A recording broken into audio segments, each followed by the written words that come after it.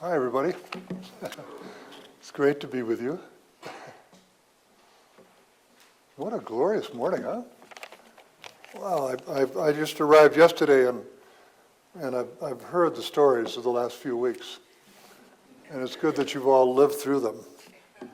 Because I know after having lived here for so many years, sometimes the coming of spring just seems interminable. So I feel really lucky to be with you on such a beautiful day. How many of you were able to hear Rami Shapiro when he was here before? Well, for those of you who did, and those of you who didn't, Rami is part of our team of teachers with the Spiritual Paths Foundation that have been working together for the past 12 years. And Rami, as you know, is just an extraordinary speaker and a great mind, and a great leader in this whole field of what we're now calling InterSpirituality that's beginning to emerge around the country. And it's an approach to spirituality that answers the need that people are saying in our country when they say, I'm spiritual but not religious. And there's this growing segment of our population that are saying that. It's not something that the U.S. Census is noting, because they still want us to say whatever our denomination is, or our religion is, but spiritual but not religious. So what Rami speaks to, and what I think is the most poignant aspect of our being human at this time, is that we're all struggling in our own ways to fulfill perhaps the deepest human yearning, the deepest human longing, which is to know who we are, to be in tune with the deepest principles and ethics and wisdom that have come to us from our traditions, from our elders, and that we intuitively grasp in our lives, and to then bring that into the world, and to be actualizing that sense of what is true, what is real, who am I, what is my purpose in our daily lives in a consistent way. And I think the history of the United States, as many parts of the world, is a reflection of that. Before the Europeans came, the Native Americans, certainly we know now from history, that that was their aspiration, deeply in tune and in touch with the natural world, and actualizing that way of interbeingness with the natural world in their daily life. But many of the early pilgrims, Puritans, those who followed, came to America not just for economic freedom, and not just to throw off the yoke of political hardship, but they came seeking a way of life where they could actualize their spiritual principles in daily life. So if we look at the extraordinary experiments in America, and we see colonies, for example, in my home state of Iowa, the Amana colonies, which was a communist form of society set up around the church and the principles of the church. The early Puritans that came to Massachusetts that I'm a descendant of had that in mind. And they were fleeing, the oppression of the church and government as it was in those times, coming to the new world to create a new life, to be reborn again, to actualize the deepest principles that they have in their daily lives. So this yearning, I believe, and if we look at history from that perspective, we can see it playing out in many ways. I think even in perhaps even a more, how should I say, crass way, you see in politics today that people are trying to actualize their deepest principles through the political process. And so if you're a liberal, you have certain principles that have an ethical foundation to them, and you're trying to enact a government of laws, policies that are a reflection of those deepest principles that you have. If you're a conservative, you have another way of achieving many of the same kinds of objectives, but a different set of principles. Oftentimes the folks that are trying to actualize these deeper principles in the public sphere are members of faith communities. But we still have that ethic in our country of keeping religion out of politics, at least explicitly. Keeping religion out of government, keeping religion out of the public sphere, but nevertheless, religious spiritual principles that we learn from our traditions and from our parents and from our relatives, or however we learn them, we are naturally trying to actualize those in the public sphere. And to the extent that we can do that, we feel satisfied, we feel good. To the extent that we have to compromise those ideals, then we feel bad about ourselves. We can recount those times in our professional life or personal life when we acted in a way that didn't reflect our highest principles, that didn't reflect our best self. So that in itself is a reflection of that deep yearning, that deep longing that we have. So all of this is kind of exacerbated in our times because we're not living in a period where we live in one community, in nuclear families, where we continue to attend the synagogue or the church or the mosque or the temple of our parents.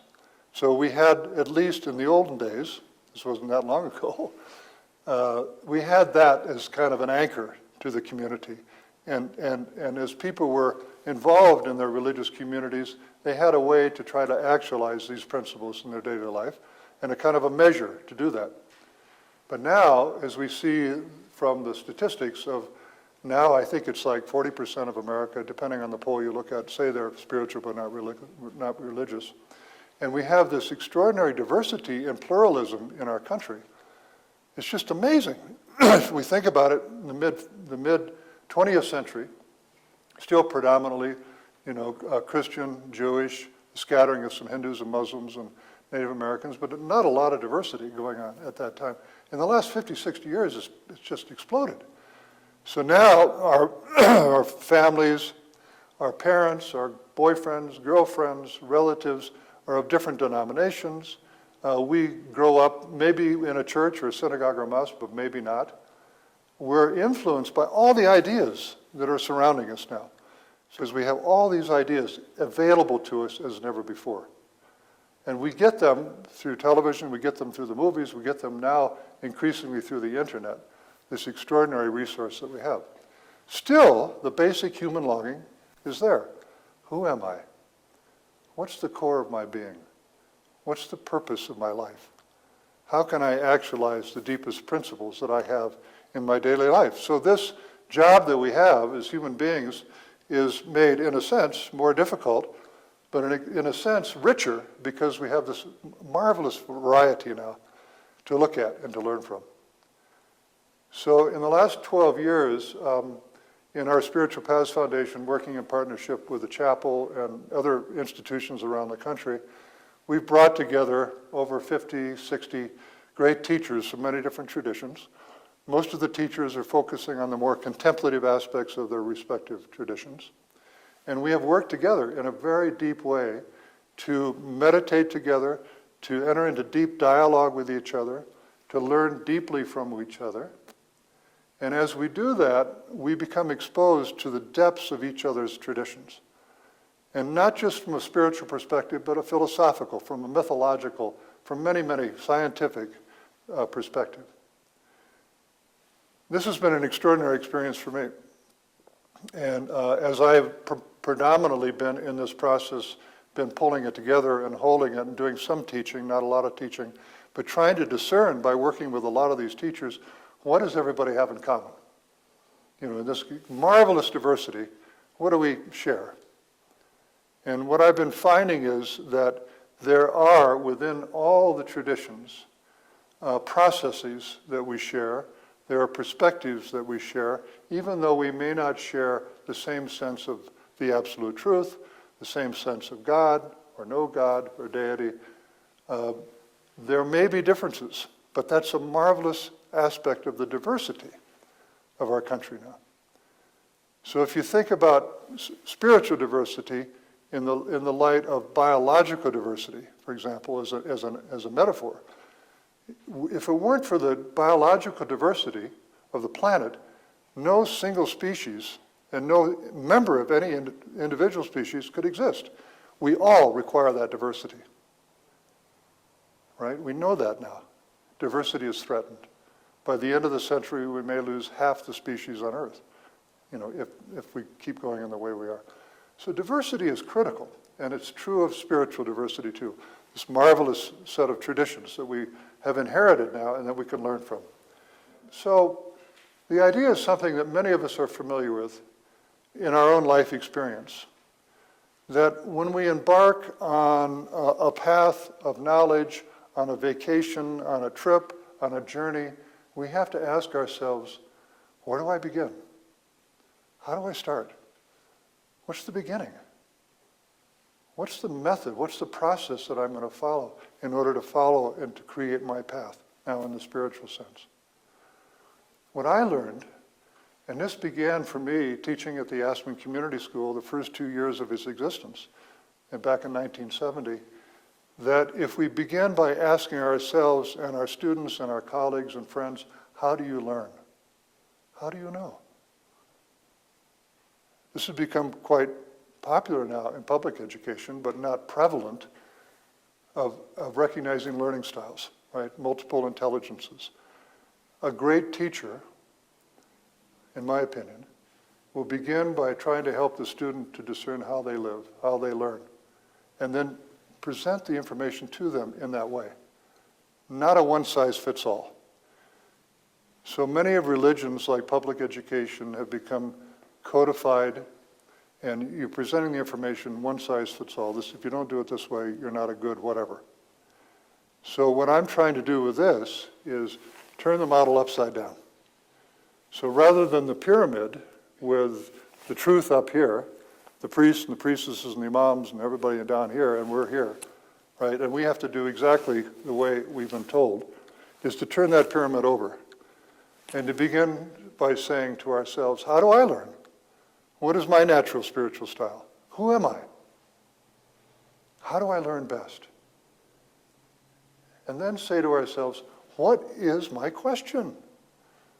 The questions that we had when we were 6, 7, 8, that our kids have, and we often feel at a loss on how to answer them.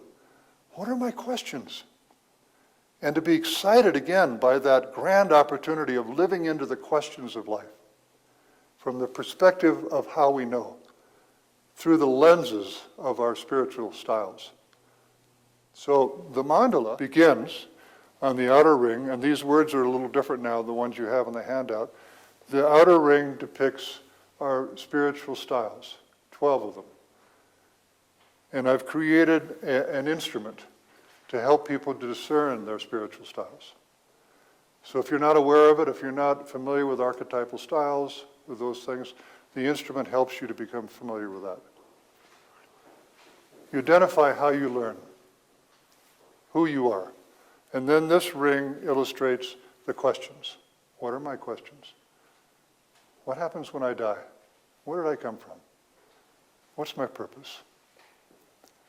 And then this ring here represents the great spiritual traditions, philosophical traditions, mythological traditions of the world from which we can draw our answers. And we can ourselves begin to create our spiritual path. Faced with the challenges of our time, and faced with the reality that we're not all individually in a particular tradition, how are we going to pull it together? It seems like a huge task. Many of us have been trying for many, many years. We have terrific libraries, we've been to great teachers, we've been to great retreats, right? But we get to a point in our life and we still may not have that path. We still may not have that tradition. We still may not really know, who am I? What's my purpose? Why am I here? What's my grandest potential? How do I bring this into my life and into my work to make our communities better, to make the world a better place? So the InterSpiritual meditation that I led you on earlier is a process-oriented contemplative practice that can draw from all the world's traditions, and each person can do as they do it and create their own meditation, drawing on the wisdom of various traditions, drawing on the wisdom of our own life experience. Because in the end, we have to do it for ourselves. So these methodologies now are ways to help us do it by ourselves.